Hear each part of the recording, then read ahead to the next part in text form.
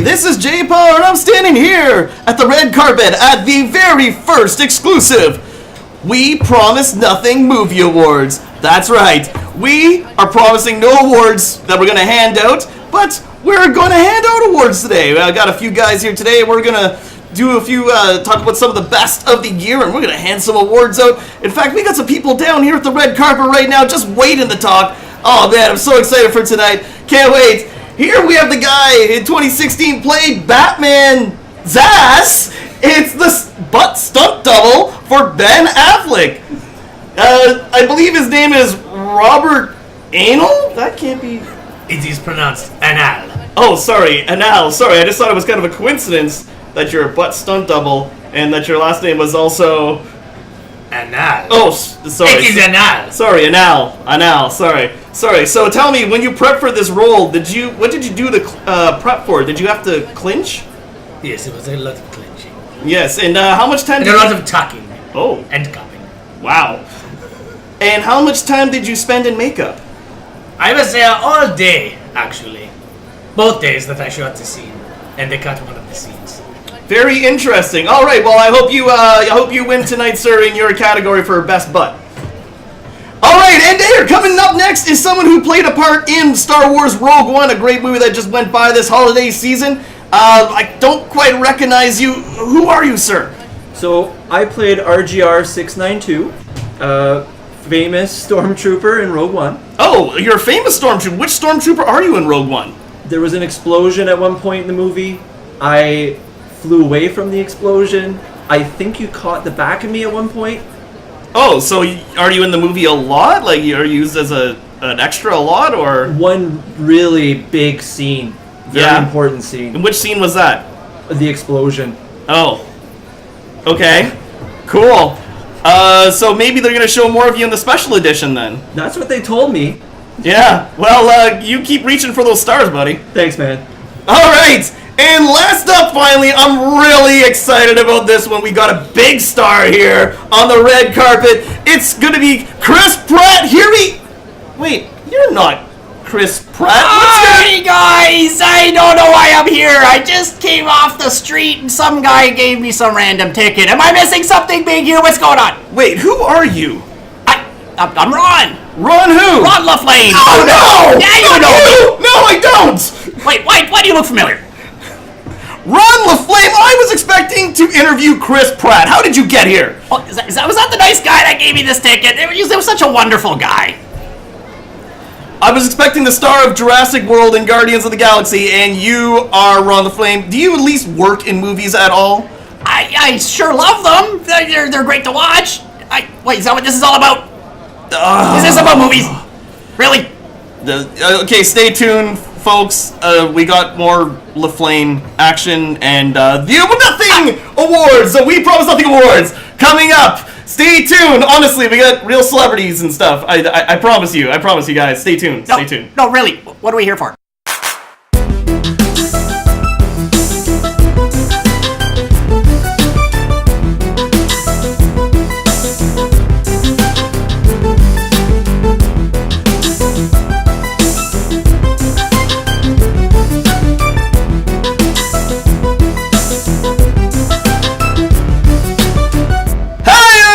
This is JPar, and you are listening to the We Promise Nothing show. Tonight on the show, we have Myles, we have Clayton, and we have Da Boo. But before we get things started, I'd just like to remind everyone the music you're listening to right now has been brought to you by SoundsLikeAnEarful.com. If you need great music for your podcast, check it out, SoundsLikeAnEarful.com. Now, tonight, we are not reviewing a movie, we are doing a review of the year of 2016, and we're going to pick our personal favorites. We have several categories, as you can tell from the little skit we did at the beginning. This is the We Promise Nothing Awards 2016! We got many categories tonight, some of them being Most Intense TV Moment, Most Interesting TV Character, Best TV Series, Best Comic Adaptation, Best Use of Music, Best Franchise, Biggest Surprise, Best Movie Scene of the Year, Most Disappointing Movie, Best Movie or TV Actor or Actress, and Best Movie. I'm here to discuss it with these three guys. Introduce yourself to the crowd. Anyone. Don't care who. It's Clayton. Haven't seen much this year, apparently. Yeah. And next we have Myles. Yeah, you got Myles here who's seen too much, apparently. And we also have Da Boo here. Hey guys, Da Boo here. And of course, as always, I'm hosting JPar. Let's get right into this. Now, I am going to forewarn you guys. We're going to be talking about a lot of spoilers. So if you have missed a lot of these movies or shows that we are going to be discussing, I do suggest you tune out. But I do suggest watching or reviewing what we're talking about, then coming back and listening to this because, it's always fun just listening to us talk to movies, I assume, or else why would you be listening to this? All right, so let's get things started with the most intense TV moment. And I'm actually, I know you're not up to snuff on your TV this year, Clayton, so we'll kind of avoid some of the TV stuff with you, but we'll discuss a lot with Myles and Da Boo right now. Some of the stuff that... Now, this is what I was... I have a couple of ideas of what the most intense TV moment is, but let's see what you guys got first. You gonna start with me? Yeah, go ahead, Myles. Okay, so I have down for the most intense TV moment, the Battle of the Bastards, Game of Thrones. Oh, Ooh. that's one I wrote down, and I was particularly thinking about the scene where Jon Snow is getting suffocated in the battle. That's the particular part I was thinking about, and it's like all those horses and bodies are just falling on top of him. That was good, but for me, it was more the horses were all coming towards him. There was like that was 100 intense cavalry too. coming Yeah. towards him, and it was just him and his longsword. That sounds fun. And right now, Clayton's blocking his ears because we're giving away Game of Thrones spoilers. Wow. We kind of did the same thing to Zoop when he showed up, or we just told when he showed up for the Game of Thrones review episode. All right, so that was definitely intense. Did you have something different, Boo? Those were some good ones. I'm surprised I completely forgotten about those. Honestly, for me, one of the scenes that I think is probably the most recent was in The Walking Dead, if anyone's still watching that. This latest season, actually, when Glenn's death had come about on screen. That, for me, That's a good mention. And not so much just his death, but the way they came about presenting his death. Everyone was worried it would have been him, but they didn't start with him. They started with another character that most of us had actually assumed correct was the target. And then they followed up with Glenn's death right after, but in such a way that it was a shock to me anyway. It was the way it was done, but it was definitely a very memorable moment. But it's such a hard one to compete with. That Game of Thrones one. You know what? And that made such a huge impact too. Even though like some of us who read the comics kind of saw that coming. But yeah, it was definitely. I remember like so many people mentioning it online and stuff like that. So it's definitely a big one for the year. It was the way it was written and the way it was performed. I think in both ends. I think those are both more significant. The other one that I was thinking was the very first episode of Westworld, and I almost think the first episode of Westworld is better than most of the rest of the series that I've saw so far. But as they're getting into that character and description of these hosts, the robots hosting the guests who are the visitors to this park in Westworld, they're kind of explaining. They show you how they can't even hurt a fly, or they can't hurt anything. They're not supposed to hurt anything. They're not supposed to inflict any kind of pain or death onto any living creature. And then at the very end of that first episode, there's a very like sudden scene. It's like Dolores, our main host character that we follow. She smacks the fly, and that's kind of like the beginning of your series. So That was episode 2, actually. no, that was end of episode 1. He says episode 2, but I'm pretty damn sure it's episode 1. I just watched it. Uh-oh. That's okay. Anyways, that scene where she kills the fly, basically signifying that these hosts are capable of killing. So I thought that was a very intense scene as well. So I think these are all very good choices. I also wrote down, I was considering between that Westworld scene and the scene you were talking about, the Battle of the Bastards. So I might have to give it to that, just because I've been following Game of Thrones longer too, so the payoff is a lot bigger there. So I might have to agree with you on that one, Myles. Yeah, and I think I might do the same. It's really due to the fact that that's a scene that was just such a shocker. I don't know if maybe I just forced it out of my system and then forgotten of it. But that literally trumps Glenn's death, no matter what anyone tells me. All right. I don't know. Glenn's death is That was significant, big. just because That was he's a one good of the mention. main characters Yeah. from episode. He's in 1. episode 1, yeah. You're right, and you're right. I'm not saying that this is no less significant than when I brought it up. It's just I feel like when you really think about that Battle of the Bastards, that entire episode was just such a great fucking was. episode. It The really payoff was. so good. Yeah, Glenn's you're death You is a hated that moment. guy from start to finish. You knew John was going to get emotional. Everything that you thought was going to happen happened. And that's got to be a big difference between Walking Dead and Game of Thrones. I find Game of Thrones actually delivers. Walking Dead, you get that moment, but it's like, where's the, like you said, that whole episode of the Battle of the Bastards is amazing. Whereas, like, Walking Dead, it just drags you through the mud and holds you down and beats you for a while. You know what I mean? Or that's what it's been doing lately. That's what Game of Thrones was known for doing, but now we're starting to get this payoff with Game of Thrones, and I find Walking Dead is doing the opposite, where they're just torturing us. I mean, it's certainly different. Two different types of stories being told, obviously, and the way they deliver it is going to be done differently. But I think feel like the I feel like climactic we approach- decided Game of Thrones, Yep. Battle of the Bastards. All right, that is your winner for best scene for TV or most intense TV moment 2016. And if Jon Snow was here, I'm sure he'd accept the award. But he knows nothing. He knows nothing, so he didn't know how to get here. Most interesting TV character. Ooh. I don't know, Myles, what did you choose? I picked Jon Snow, sticking with Game of Thrones, only because that last season made us realize that there was more to him than we originally thought. That now he's got a Targaryen parent. So, Big spoiler for sorry. So he's actually got some legitimate access to the throne, like he should be on the throne, not just a bastard. In other words, he's earned the right to claim the throne, so to speak, Because instead that of forcing himself throne on. was originally Targaryen, so all of us thought it was just the Dragon Queen, but it turns out that he's actually got a run for it too. So Yep. that was pretty cool. That just opened up a whole other avenue for Jon Snow for me. Okay, I also wrote down Jon Snow. Who did you? That's one of my characters. I have other characters that I put down. Who else did you choose? Who were you thinking of? See, Snow was not so much a character that stood out for me last year. He played a big role in some of my most favorite of scenes in Game of Thrones. However, I really do feel like the actress who played Dolores brought that character to life Yes. so goddamn well. That was good too. She's really the main reason why I feel like Westworld stands out for me because of that character. They written her in such a way that clearly she's the focus of it all, but everything happening around her is quite interesting, but she's always the cause of it to some degree or another. But I don't want to give anything away. The point is Dolores was certainly We already gave away Game of Thrones. Yeah, spoilers. dude, I just revealed a pretty big Jon Yeah, Snow. that was a I big know. one. Jeff, I didn't hear as much as you guys think I did. Okay, good. All right, so I wrote down both those characters, and you brought up a very good point as to why Jon Snow was interesting this year. Other characters that I want to mention that really piqued my attention was Cassidy from Preacher, and also Odin Quincaden, played by Jackie Earl Haley. Is a magnificent actor. You know him as Rorschach from Watchmen, and he plays Odin Quincaden. I thought he was a great character, and also Eleven from Stranger Things, I thought was another really interesting character. Care to mention as to why those wouldn't be as good as Dolores or Jon Snow? See, I was thinking of 11. 11 is not exactly a character that...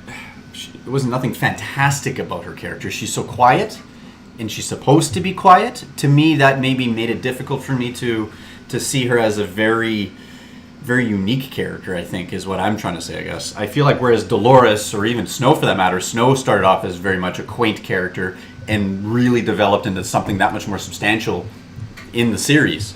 Whereas Dolores, right from the get-go, she's been important since the beginning. So, I don't know, 11 is going to have a hard time fighting with those two. Yeah, because she doesn't really have lines, and honestly, that show kind of left me halfway through. Was there anyone else in Stranger Things who might have deserved, a more interesting character kind of thing? Or was there anyone else that piqued your interest from that show?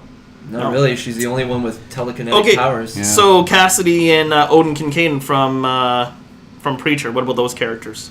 I would take Cassidy over. Really? Would you? Yeah. I would lean more towards Odin. Because his Okay. character was just so rough, and not to point was clearly a character you were supposed to hate from the get-go, and you left it that way all the way through, right up until his character did a bit of a development of its own, when you're supposed to try to believe like he's no longer evil, and then it turns out to be something more down the road. That I think it was just the way the character was written was much more interesting. Cassidy, he's just an immortal, he's just a vampire, you know what I mean? So there's not much more to him other than just simply being that. I would disagree only because, to me, he hasn't really showed all his cards. Like, he is slowly changing as well throughout the show, right? He started off as a dick, and then he's slowly becoming a really nice guy, and he's actually thinking about people, he's helping people. I'm not even done Preacher. I'm still stuck on episode 7, but I kind of like the idea that he was always being chased by this cult of people that are chasing vampires. I don't know if that ever got culminated by the end or not, but... I think I know who not you're referring really. to. He's always on the run, right? Yeah. Not really. Okay, so I guess it really comes down to Dolores and Jon Snow then. Really comes down to Dolores and Jon Snow as our two characters then, because I had them written down too. It's going to be a rough one. I think it's going to be different for each person. So should we go with Jon Snow? Or what do you think? Jon Snow or Dolores? Who's more interesting this year? I'm going to stick to my choice, which was Dolores. And I would stick to my choice, too. So Jon Snow. So, Jay, we'll leave it Do up we to want you. to do a die, or let's roll the die of destiny? Okay, but whose number is for who? Does it say 1 for Dolores, 2 for Snow? Okay. It just rolled Dolores, but I mean, we could easily... Okay, well, you know what? Let's just put them both in there. We'll tie them up. It's a tie. That's not a bad thing that they're both very much characters that were clearly... And I mean, we mentioned Defending. quite a few characters here. There wasn't only a handful of good characters. There was a lot of good, interesting TV characters. Sure. So, Dolores and Jon Snow are both the most interesting characters. 2016! Once again, Kit Harington is not here to accept the award. Once again. I feel like that's going to be a trend. I feel like it is. Number 3, best TV series. For me, I know I'm going to sound like a broken record. It was Game of Thrones. It was the one and only show I actually waited every single week for that show to come out because I wanted to be up to date with it. I wanted to know what was next. Every episode gave us just a little bit more. You know, we lost some people. We got to know a little bit more about some people. I almost don't even want to say what happened to one character. No, it's cool. Hodor. I mean, everybody in Hodor? See? You even just gave something away. You know what, though? You gotta rip that Band-Aid off. I've gotten used to... Catch up on Game of Thrones dying. already, I'm dying, alright? okay? Right. But I've gotten used to people dying in Game of Thrones. I mean, when Ned Stark died at the end of the first season, I don't even think it was the end. I think it was like 4 or 5 Well, episodes. No, it was the end of the first, it's second like last the end to say episode. it, but after In Game that- of Thrones, the big episode's always the second last episode before the end of the Red season. Wedding. The Red Wedding. Lots actually, of yeah. people died. I'm glad you got that far, at least. Somebody told me when I first started watching it that nobody is safe. No matter That's how much pretty you much like it. the character, Nobody is safe. Nobody is safe. And All right, so- What do you mean they all die? I thought it was red paint. I was told it. No, I'm joking. I'm joking. They're dead.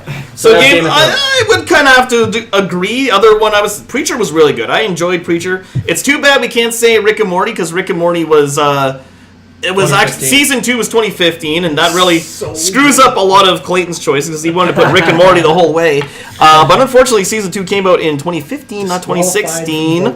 But yeah, Preacher, I want to say honorable mention, but I think I got to agree with the Game of Thrones. Do you have a different opinion, Boo? I don't know if I was just mentally blocking Game of Thrones. I think you want to know why I think this way, guys, is because I felt like my entire list would have been that Game of Thrones all the way down. So It was what do a you good say show. then? You know What's the best? I'm gonna try to do something different because Sure. I feel Game of Thrones is leading quite strongly. So Oh yeah, it's already got the first 2 awards. and I agree with Myles. HBO all the way apparently. I myself, as of late, are not drawn into wanting to see the next episode week after week for most of these shows, but Game of Thrones was certainly one of them that did that easily. But at the same time, I feel like when I think of it, actually, no, I'm not going to go with Westworld. Stranger Things was for me the one that kind of was the refreshing difference. But here's the thing: the more I think of it, Game of Thrones is kind of getting to a point where it's substantially more. There's just more meat potatoes to that show. There's just more going for it. I feel Stranger Things just established itself, and it was a great first season for me. And I'm really anxious to see what they'll do in the second season. I'm you know what? I'm retracting my comment. Game of Thrones. It's So gonna have Game to of be Game of Thrones. Thrones. I'm sorry. You've had time to invest. I yourself in the talked characters. Yes. myself out of it. It seems like. Well, Stranger Things, to me, it seemed like halfway through the season, it was going to be a one-off, and I was totally cool with that. And then all of a sudden, near the end, it's like, oh, they want a second season, and it started to get, like, watered down for me or something. It's possible. I like the idea of it being a one-off as well. I liked Yeah. it too, but then they I don't saw know- money or they saw I don't know interest what or the something. second season's gonna bring, but I don't know if it's gonna be good. You know what? There's still I very don't much care. potential. I'm not looking forward to it. Ever since they got the Upside Down, presented to us, I felt like there was potential. The downside, it was the build-up to seeing the monster for the first time, and I think that was the biggest it's gripe. very underwhelming. We've all seen so many different variations of creatures, I think, whether it be through CG form or in, animatronics or in some guy in a bodysuit. It comes down to the fact that the way the creature's rendered, it's, this thing had no face for crying out loud, right? So another question became, well, what does it have other than a face? Well, it was its mouth. The whole head would literally open up. These are all things that I felt like could have easily been done differently, but it was part of the reason why the show, for me, was not as unique as Game of Thrones. Okay, moving along. We're going to do Best Comic Adaptation. You So, want to say something for this one? yeah, you... I do actually. Yeah, I want to, and I'm going to come Be in the first. strong. I'm Be gonna the come in first. strong on this one. Because now we're getting into some movie stuff, so you can start commenting. Yeah, Oh, yeah.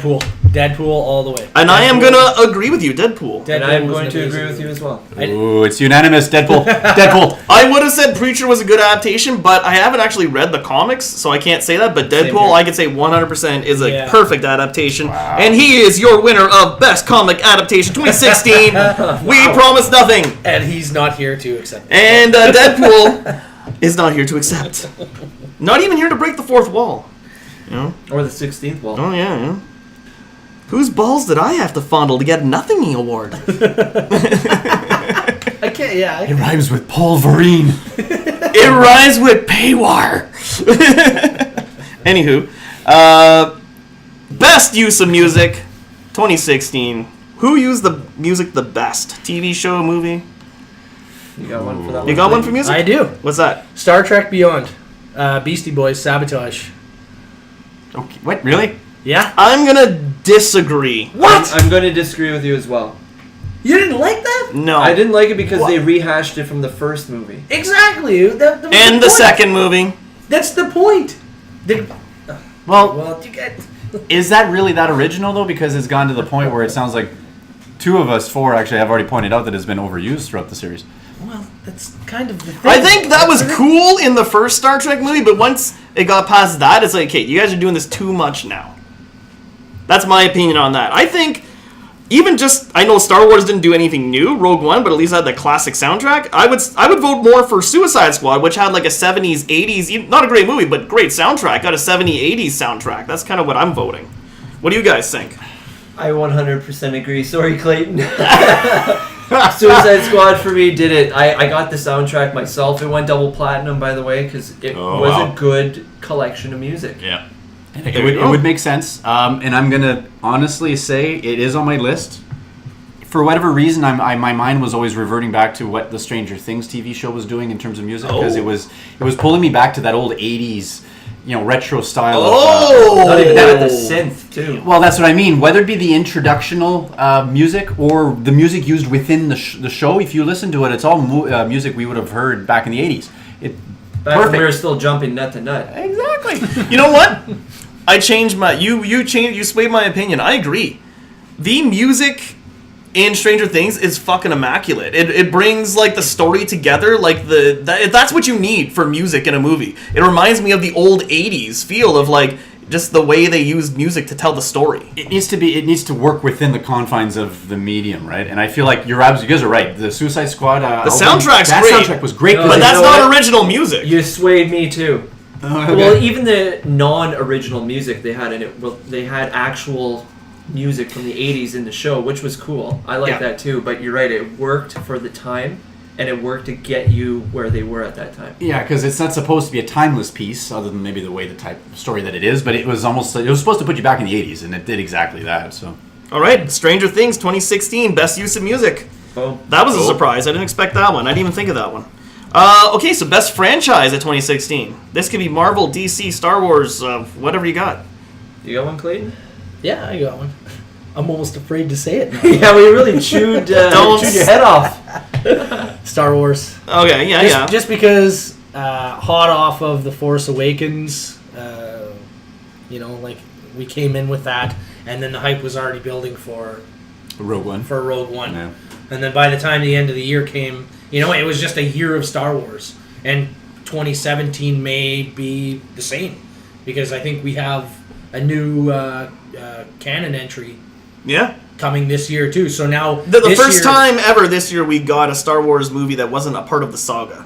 Exactly, but now, like last time, we started off with Force Awakens, we went from a canon story to a side story. So everybody's like, how's it going to work out? But this year we're going from starting off with a side story, ending the year with another canon story, which everybody's waiting to see. So I think Star Wars. That's a good choice. I wouldn't bite your head off for choosing Star Wars. I think it's going to be a good. Any other? That is a good choice because there was also Star Wars Rebels too, the animated series that came out. That kept me interested in the Star Wars franchise, and they had Rebels stuff in Rogue One, which really tickled my fancy. But I had best franchise DC. Whoa. Ooh. Not the live action movies though. Ooh. Let me just clarify. Okay, let's hear this. Okay, so for me, the live action TV shows were pretty good. So we have Arrow, we got Flash, Legends of Tomorrow, we Legends got of Tomorrow, Flash, and Supergirl. we got a little bit of Supergirl. But then we also got the animated movies too that came out. Yeah, those are always good though. Batman Bad Blood I think came out, which was pretty good. Any DC animated movie, Most of them are pretty good. Yeah, most of them, yeah, pretty much are really good. So for me, I was just DC watching stood out Assault on more. Arkham before this started. So. We also got the ever so controversial A Killing Joke. That one actually I think was received differently, but I felt like I it was didn't like it. No, but it was definitely part of your lineup though. But I feel like And that was a part of your 2016 lineup, I might add. Yeah, no, it was. I'm gonna say Marvel. I'm gonna go the opposite spectrum of you. And just because I found Civil War was finally like a culmination of what I always wanted to see in superhero movies and just movies in general. When I always thought of like a comic franchise done well in movies, I pictured Iron Man going against Captain America, and because it happens all the time in Marvel movies. They always fight with each other. They always butt heads. That's what I always wanted these comic movies to get to. I wanted them to carry on such a continuity. You could finally have that movie where Iron Man's fighting Captain America or Spider-Man's fighting, Ant-Man, and there's a reason for it. You know what I mean? So, to me, and Marvel's just been knocking it out of the park. I mean, I'm rarely disappointed with Marvel. I mean, there's other things like Agents of S.H.I.E.L.D. or whatnot, but even the cartoons aren't as great as they used to be. But movie-wise, I think Marvel's doing it for me. Agents of S.H.I.E.L.D. is stinky. Yeah, well, let's just pretend that doesn't exist. Well, I'm going to totally agree. I mean, and agree with you as well. The Agents of S.H.I.E.L.D. I don't even consider it part of the continuity, even though they try so desperately hard to do They're it. trying. But I have to agree with Jay. I feel like Marvel just they're hitting it on all angles here. Putting aside Star Wars, of course, but I mean that just added to the effect. Yeah. No matter how much I love the Star Wars effect and how we're getting more of it, that I'm anxious on. But last year, I really do feel Marvel hit it out of the park more so than Star Wars or DC. DC's still trying to play catch up, and I think that's its biggest downfall. The animated movies, yes, great, but Marvel to this day, looking back at the past 12 months, I feel like every movie they've thrown out there hit something dead on the nail. There's obviously some things to gripe about, but I feel like as a whole, How many movies did they throw out though? well, Two, Doctor Strange and Civil War. Okay. Yeah, but neither were disappointing. How many shows did they throw out? Agents of S.H.I.E.L.D. and Luke Cage. Those are both stinky. But overall, I feel Marvel has better momentum going into 2017. I am looking much further. I'm going to be with Clayton on this one. Okay. He reminded me of why I watched Star Wars. Yep. The animated series never missed a beat, whether it was Clone Wars or whether it was Rebels. And whether it was Force Awakens and now Rogue One. So either way, we're going to say Disney wins this one? Yeah. It's Disney so Star versus Wars Disney. and Marvel are tying It almost sounds like an equal tie. Disney wins. Marvel I think has over top of DC though is the fact that Marvel is more willing to try more diverse. They're willing to dig deeper into the pockets of their superheroes and stuff. They're willing to go to Guardians of the Galaxy, and they're willing to go to more of their pulp stuff like Jessica Jones and Luke Cage. You know what I mean? They're going farther out, whereas DC seems to be dead set on Batman, Joker, Superman. Like, the main ones, the main focus of characters. Yeah. Yeah, you're right. Marvel is. I will say this. I know we got the big episode. We got the next part of the saga coming out next year, episode 8. Yeah. So obviously that's a huge thing to look forward to in Star Wars. But next year, I mean, in Marvel, we got some great stuff coming. We got Spider-Man Homecoming. We got Guardians of the Galaxy 2. Thor Ragnarok. All three are very solid. You know what I mean? Like, are three solid movies that I want to see. So, I mean, for me, like, looking forward to 2017, like, Marvel's got my ticket already. I mean, not that Star Wars doesn't. We also have Wonder Woman and Justice League coming out too. You're right, but I'm a little bit worried about those just because of what DC presented to us in this last year with their movies. Batman v Superman, Suicide Squad, yeah. So we can say what Disney wins easily here. Star Wars or Marvel tied.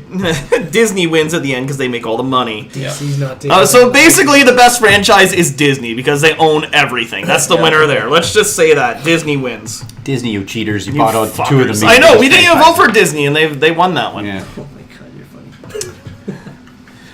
Oh boy.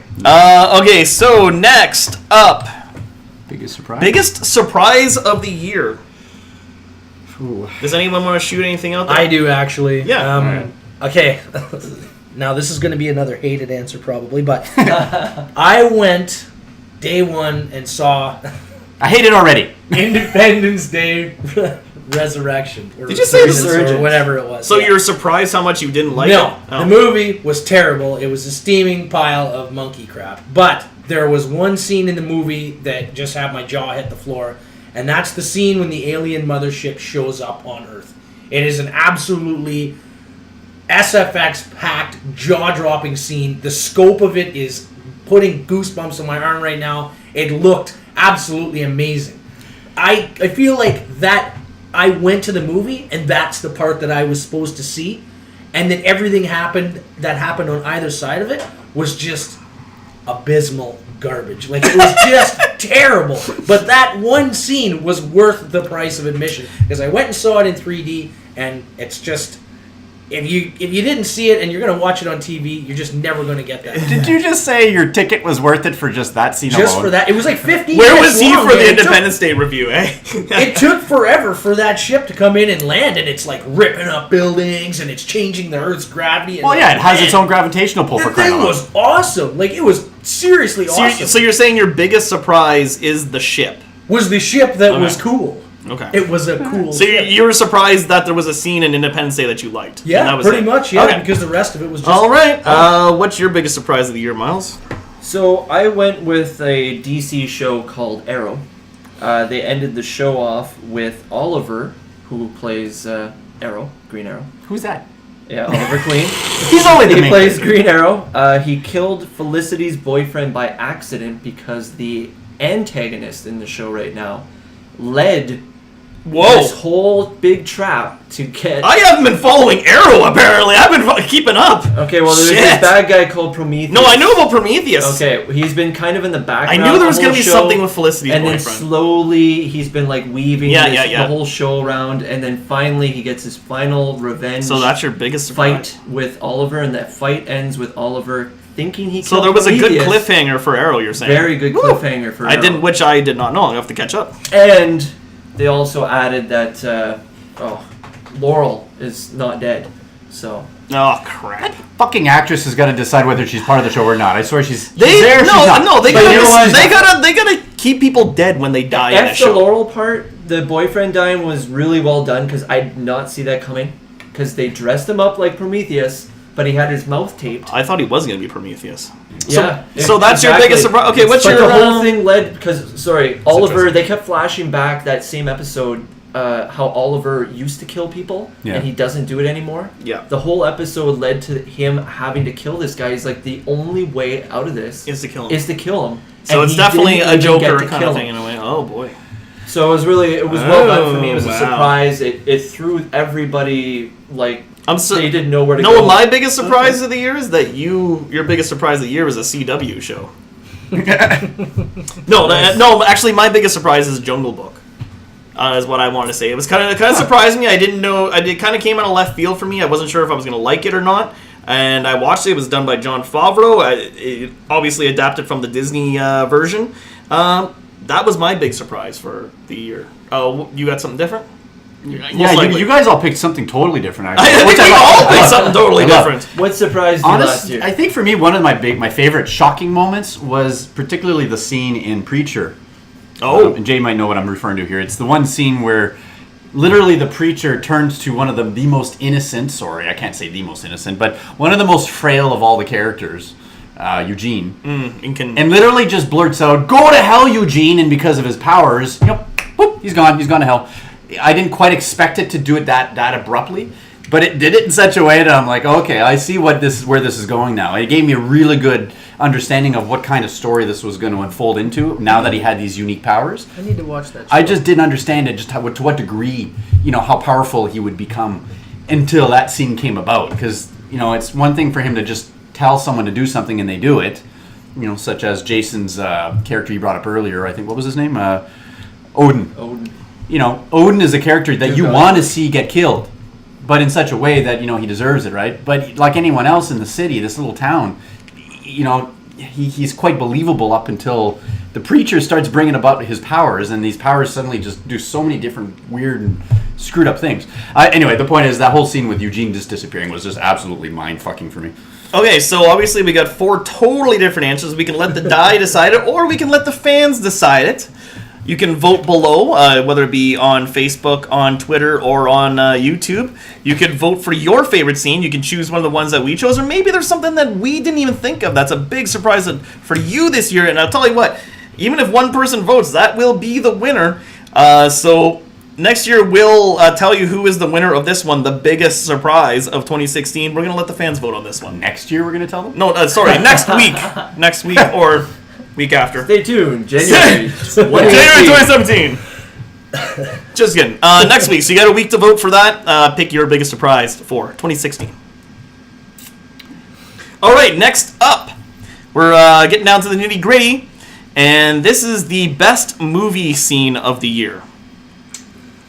Now, here's a few recommendations because there's definitely a lot of good ones. Deadpool counting his bullets. The big Vader beatdown at the end of Rogue One. Civil War airport scene, and the Wonder Woman's arrival, where she's fighting with Superman and Batman against Zombie Zod Doomsday. So does anyone else got anything different, or those your best scenes? Those are really great ones. You hit one of my scenes, Rogue One, Darth Vader attacks. Oh, yeah. Now, the airport scene, I was lifting off my seat without knowing it, and then finally the scene ended, I'm like, am I standing up?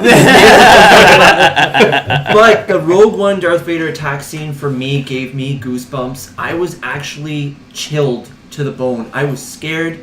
I couldn't believe that they can convey that much fear and hopelessness for everybody that had to deal with Vader in that scene. It was amazing. I think that's my second favorite, but I would actually just put the airport scene one over it just because it was a bit longer and it threw more loops at me than that scene did. Because that one was very short. It's like a beatdown. It was just like 2-3 minutes of awesomeness, however long it was. The airport scene was a little bit longer. It had more surprises in it, so I would pick the airport scene over the Vader beatdown, but also very good. God damn, those two are really great ones. I wish you hadn't listed those two.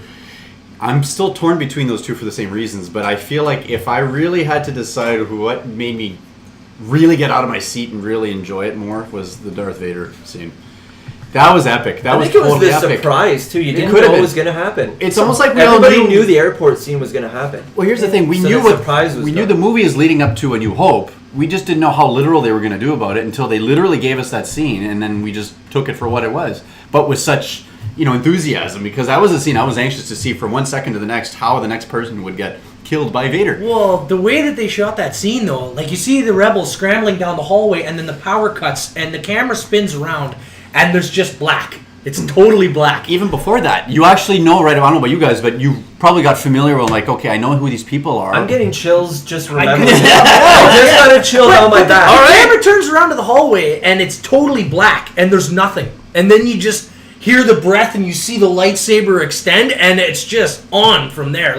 Point to point, Vader just walks down the hallway, totally self-confident in what he's doing. These guys absolutely don't stand a chance. I might as well be kicking leaves out of my driveway. He shoots a guy up into the roof and then cuts him as he walks by. And the last guy, he guts him with the lightsaber, and then when the door opens, the lightsaber rips a hole in the door, and the guy just falls to the ground. It's just brutal. Man. So I guess it's easy to say that the Vader beatdown from Rogue One is the winner for best scene of the year 2016. That's my vote for every answer on this. Even though I have to admit, I really enjoyed the quippy lines that Spider-Man and a variety of the moments that we had in the airport fight scene and Ant-Man, because they were all throw this. They were I thought it was a water truck. They were all very welcomed moments, and they all led up to a great fight scene. But Darth Vader was just one of those moments where I felt like you said, got chills right from the get-go, right up until the moment, and it just stayed with me right till I walked out of the theater. All right. Excellent. Next, we're down to our last three. The next one being the most disappointing movie of 2016. This isn't the worst movie. This is the most disappointing movie. One that you expected to be great and just not being great. Anyone want to take it away? Because I think you guys know where I'm going on this one. Yes, let me guess. Yeah, I'm gonna say Independence Day again. Actually, So you were very disappointed? I'm a huge sci-fi guy, and I know that Independence Day is kind of fluff, but back when the first Independence Day was released, it was actually a much bigger movie. It was the blockbuster hit of the summer, and I was kind of hoping that they were going to recapture it. I stayed away from trailers. I didn't watch too much about it. I went into it pretty much blind, and even I couldn't pull anything good out of it except for that one scene where the ship lands. That was the only cool thing, and the rest of it was just... And the worst part about it actually is that they're setting it up for a third one, but I don't know if they'll ever get the budget. Not after the second one just No. came about. Miles, do you got anything different? I have Suicide Squad. That's your most disappointing, okay? Because it followed BVS. BVS for me, it wasn't bad, but it wasn't good, and I really liked the animated Suicide Squad, Attack on Arkham, and I thought if they can mimic... Assault on Arkham. Sorry, what did I call it? Attack. Sure.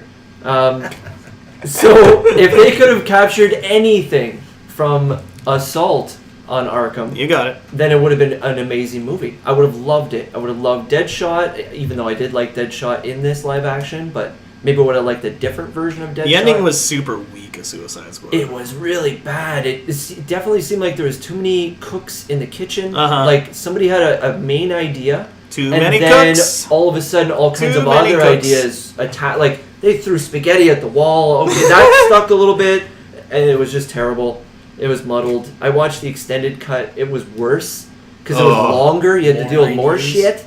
So Everything you said about Suicide Squad is how I feel about Batman versus Superman this year. The extended was worse because it was longer and more boring than the original, which I thought Batman Superman was the most... I don't understand. How could a movie with Batman in it be bad? How could it be that bad? I mean, I know Batman and Robin exists, but I mean, come on. This modern day and age, why is this movie boring? It should have been great. It should have been awesome. And that's the most disappointing because I was looking forward to seeing the beginning of this Justice League thing, and it's always supposed to be awesome, except Dark Knight Rises, Batman, Robin, and this movie, Batman vs. And Superman. the first 15 minutes were good. I liked when they were introducing the characters, giving a little bit of backstory. That's all I needed. They had the comic book stills where they froze them. The and intro to they Suicide gave you, Squad their is abilities or whatever. good. I'm like, I like this. I love it. This is going to be good. Then it sucked. Something disappoint you more than those, Dave? See, I feel like I was teetering between the two of your choices. I started with Independence Day, but the more I thought of it, my expectations were not that high in the first place. So I can't be disappointed if I was already going into the theater with expectations of being disappointed. So I might have to agree with you, Miles. I feel like out of any of the movies this year, Suicide Squad, Batman vs. Superman was all right for me. I kind of enjoyed that, even though there were some gripes. But Suicide Squad had me captivated all the way to the very end, and then it was just complete, head first into the ground, right? Wow. Here's your villain. Who is it? Oh, I don't know. It's just some really fantastical being that, they have to go up against. And there was no explanation to it all. So I felt like it could have been done better, and if they did, I would not have too many things to say about it that were negative. Da Boo is Suicide Squad's biggest bane in this campaign, because we almost voted Suicide Squad for being the best music, and then you're the one who suggested Stranger Things. I'm like, no, change your mind. Stranger Things has the best music. And now you're the one who's clinching the vote on Suicide Squad, 2016 being the most disappointing of the year. Unless you got another movie that disappointed you. No, and I think it's also due to the fact that there was a lot of them I tried to keep a clear mind about, going in fresh, not expecting anything. So I honestly do feel Suicide Squad was one of those where I expected something and came out somewhat disappointed to the point where I feel like in the end it was really that ending. That ending that just did it to me. Okay, we're down to the last two. Let's see, best movie or TV actor/actress. Does anyone have anything interesting? I actually don't have anything interesting. Well, here's a few choices that I was thinking. Evan Rachel Wood as Dolores in Westworld. Jackie Earle Haley as Odin Kincannon from Preacher. Millie Bobby Brown was with Levin, the little girl from Stranger Things. I like movies. Movie-wise, I can't think of anything that the only person I could think of movies was Robert Downey Jr. and he's not even like a huge. It's not like his role in Civil War was like such a huge dramatic role. I mean, he definitely had some great dramatic acting chops in that, as Robert Downey Jr. definitely does. He brings a realism to that Tony Stark character, which is awesome. I love it. But I'd have to give it up to maybe one of these other actors in maybe like a TV drama series that I've been watching as opposed to a movie. What do you guys think? I have Cassidy from Preacher. Okay, yeah. So who's the actor who plays him? Oh God. Well, you should have looked that one up. The vampire. Well, we know, but who's the actor? Oh, he's got a funny name too.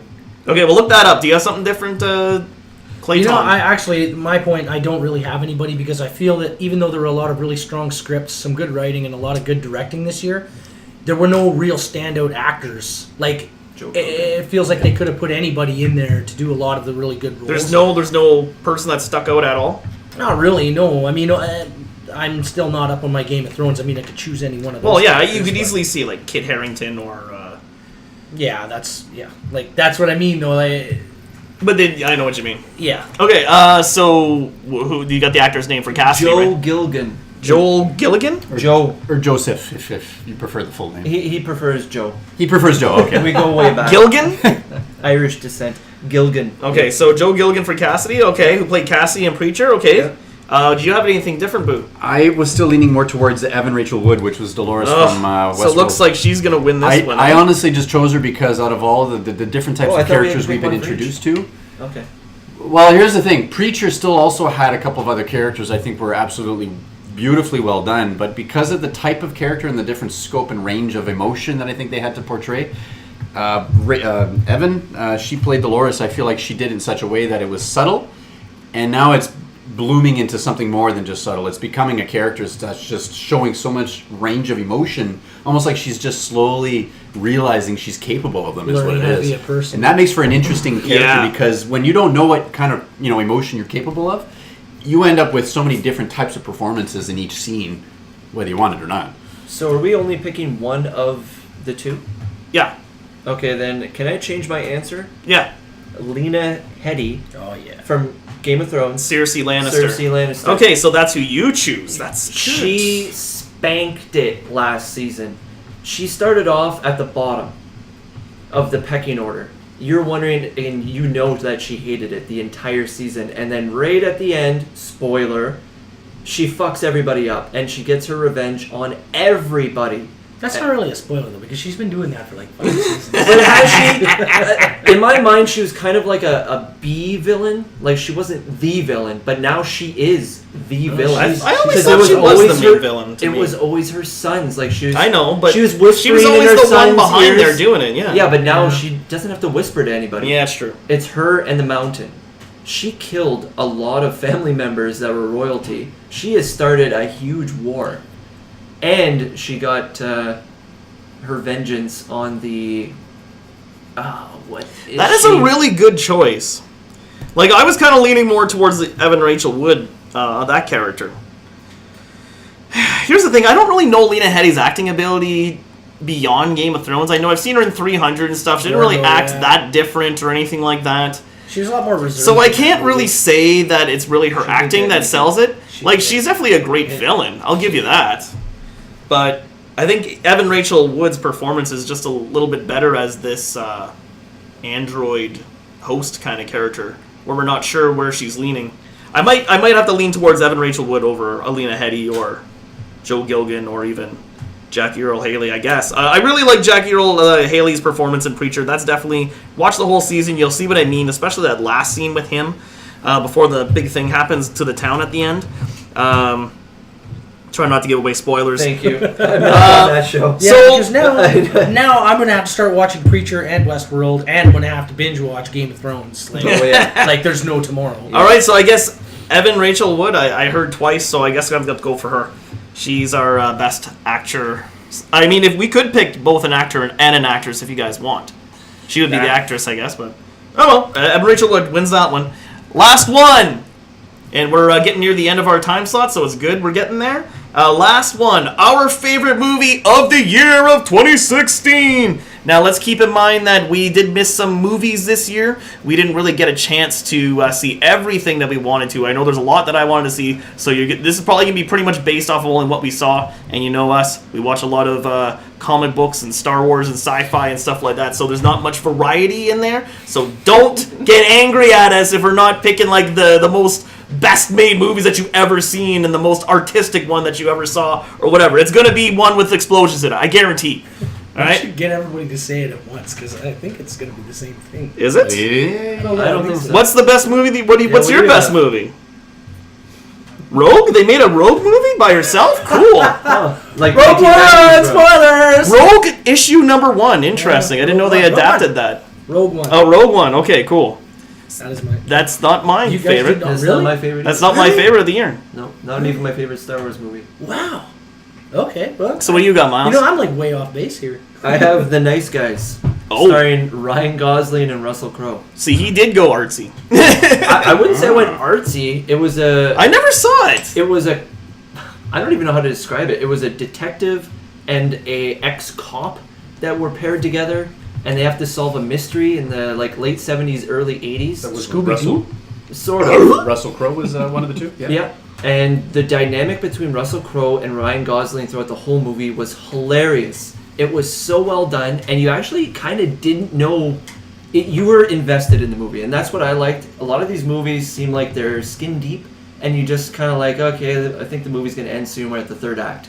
This movie had you invested from the very beginning. They start off with a killing, and then they finish the movie with this really roundabout way of who did the killing.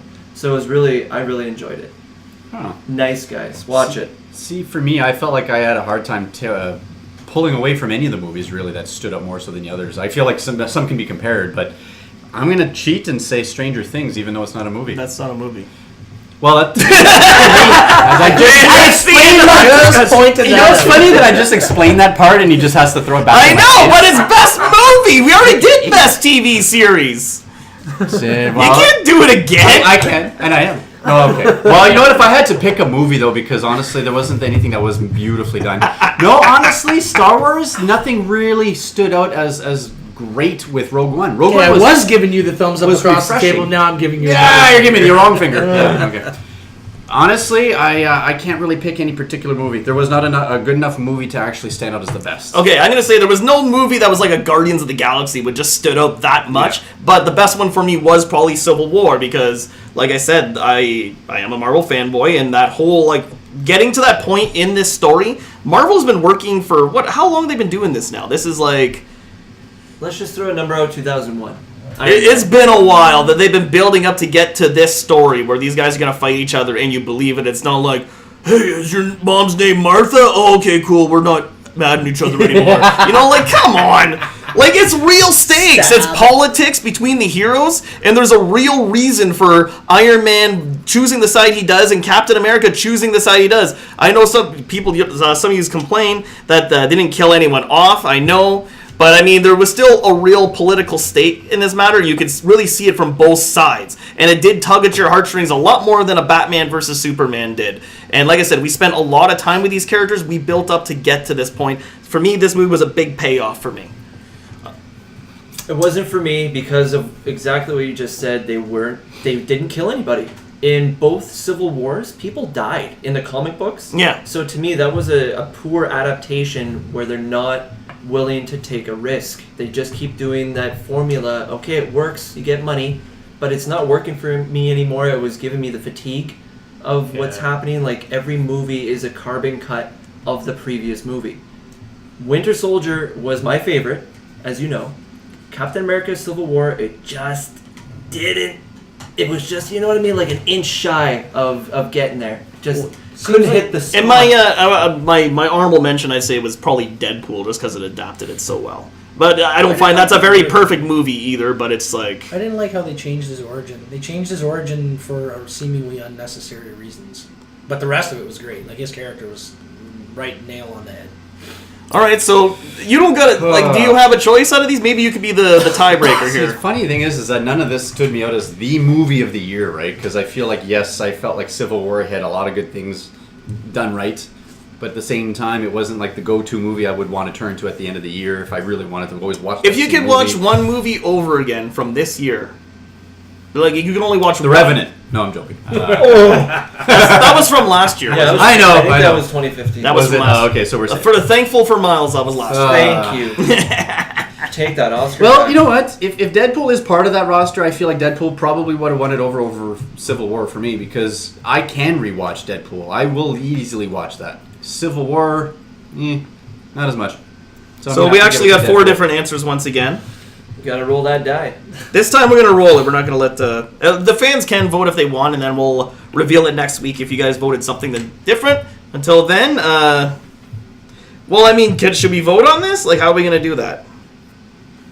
1 through 4. I can't vote for wise guys. I can't confidently It's not say wise that. guys, it's nice guys. Well, okay, well, whatever. Wow. I can't vote for that either. Yeah, you guys didn't even watch all the movies that came out, apparently. Honestly, maybe I would have said the Arrival if we would have seen it, but I don't know. Nice guy. I know, I didn't see it either, so Actually, maybe it would have been on my it's list. funny that one of you mentioned The Arrival earlier tonight because I would have easily added that probably to the list of movies I think I might have really. Yeah, liked. why wasn't that a category? Best movie of 2016 that you think you wanted to go and see? Yeah. Well, Arrival, no, I know I definitely The wanted to go Arrival see would have Arrival. won for sure. Damn. That would mean. So this is the part where Best people can get movie that angry I've at us and be like, ever you need to watch every movie of 2016. How can you choose? Guess what? We promise nothing. Let's do a die. Also Don't came get up with mad. 4 different answers.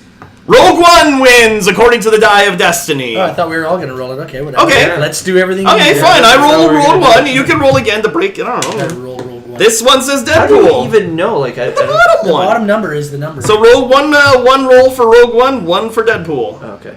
I don't know. This is weird. Oh, 2 for Deadpool. Damn it. This will be the tiebreaker or the one that makes another tie.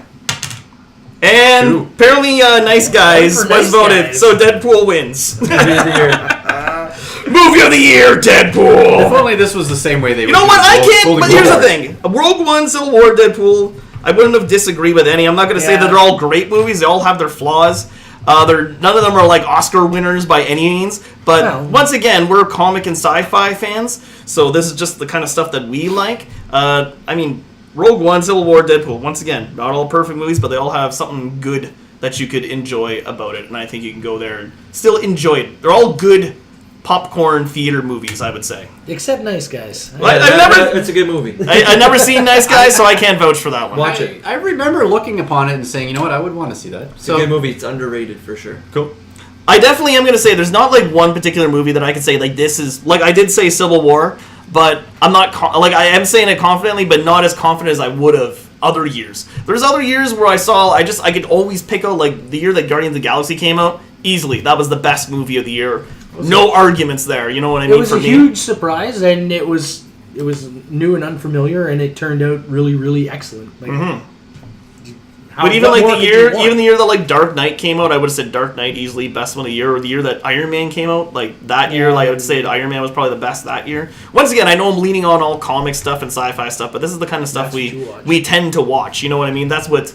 No, I do watch other movies and stuff like that. I mean, you could probably point out to other movies that year and be like, oh, okay, never mind. That movie was easily better than Dark Knight or Iron Man, but I don't know. Superhero movies are kind of at the top yeah, of my but list. nobody here is voting for The Notebook. Yeah, who wants the Notebook? What's The Notebook? Who wants to watch the Notebook? Sisterhood of the Traveling Pants. Never seen it. Me neither. It's All just a right. name I heard. Yeah. Those are votes for all our categories. Let's do a quick review before we leave you guys. So number 1, 2016, the most intense TV moment was the Battle of the Bastards, and what a magnificent, bloody, dirty battle it was. So claustrophobic in some areas, oh my god. And then number 2, we got most interesting TV character. It was a tie between Dolores and Jon Snow, 2016, so we can say that HBO wins that one. And number 3, best TV series, we finally came down to Game of Thrones, still being the number 1 that we like to watch, out of still holding close to our hearts there. Number 4, best comic adaptation, easily given to Deadpool, 2016.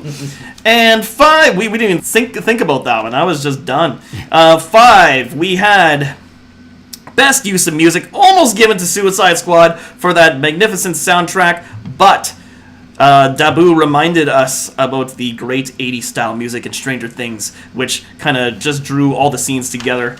Magnificent. Number 6, best franchise of the year. Well, we said it was Star Wars and Marvel, so I guess Disney is the best franchise of the year because they win that one. All right, and number 7, biggest surprise of the year. That is a 4-way tie, and we want you to vote for it. Whether you pick Jungle Book the movie as being it, or the big ship from Independence Day, or the ending, the mid-finale, or the mid-season finale of Arrow, as suggested by Myles, or Preacher, Arseface being banished to hell was the choice for Da Boo. So if you want to pick one of those as your biggest surprise of the year, or give us something new, just leave a comment below, and next week, or next time you hear us recording, we will reveal to you what one that is. All right, number 8, moving on. Best movie scene of the year was given to the Vader beatdown in Rogue One and all its bloody glory. Well, no blood, but it's a lightsaber swinging glory. Yeah. All right, number 9,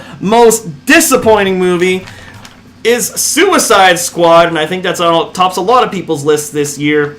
Number 10, best actor or actress, and we finally decided on Evan Rachel Wood, a newcomer who plays the host, the main character in Westworld. And 11, best movie, The Die of Destiny told us it was Deadpool 2016. Your best comic adaptation is also your movie of 2016, and probably Ryan Reynolds will be winning some sort of award for portraying him. And not showing up to come and get it. Because he didn't show up for our show. And neither did Chris Pratt, apparently. I don't think any of those guys actually do award shows. No. So we're probably ahead. Yeah, but it was nice of him to give Ron, the ticket. You know, all right. So you can like us on Facebook. You can follow us there. You can follow us at Twitter. We Promise Nothing. Drop the G. You can follow us on Instagram. We Promise Nothing with a G. If you disagree with anything you heard on the show today, or if you want to let us know what your biggest surprise of 2016 is, then definitely leave us a comment below. And this is JPar signing out. Clayton's out. Myles leaving the building. Da Boo going bye-bye. And once again, you disagree with anything we said today, we promise nothing! Good night.